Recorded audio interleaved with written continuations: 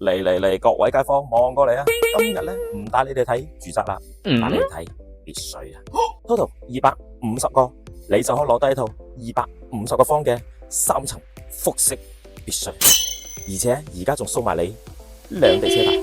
事不宜遲，即刻入去望望。好，咁我哋一齊入翻呢個別墅望望。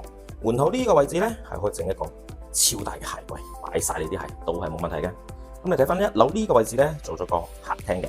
咁呢度就係廚房位置啦，廚房都足夠大家，雙門嘅雪櫃位都預留埋。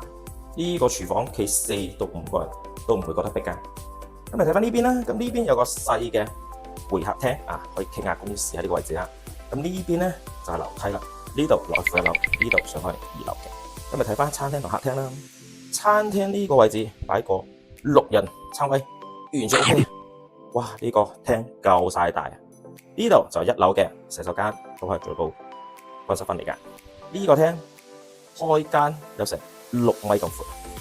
睇翻個後花園先，哇！呢個後花園喺度種下啲花花草草，整個涼亭，幾咁寫意啊，幾咁舒服。咁我哋落去負1樓望望。咁我哋而家咧就嚟到負1樓嘅位置啦。負1樓大概50個方咁上下。負1樓咧做咗個酒窖嘅設計嘅，可以收藏你啲名貴嘅靚酒都冇問題啊。咁呢邊咧就有個吧台啦。咁呢度哇，用埋啲3.5支機喺度把酒談天。而且負1樓呢度仲有間房㗎。OK， 咁我哋而家上去2樓望望啦。咁我哋上翻2樓望望啦。2樓做咗2個套間嘅設計，呢邊咧就係公主房啦。公主房帶套廁㗎，乾濕分離嘅套廁。咁呢邊咧就係公主房嘅衣帽間、學習天地啦。咁呢度仲有個露台間。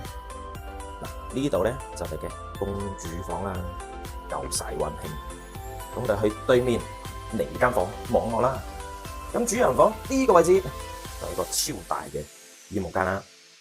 呢度就係一個乾濕分離嘅大套廁啊，帶埋個浴缸俾你，有冇見到？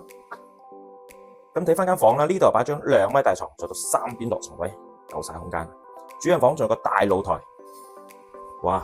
望出去呢個景正，真係舒服。呢套別墅 total 250個，你就可以攞低啦，而且送埋你個2地牌，依家翻香港都係30分鐘，每日都到。有興趣嘅評論區留言攞資料啦。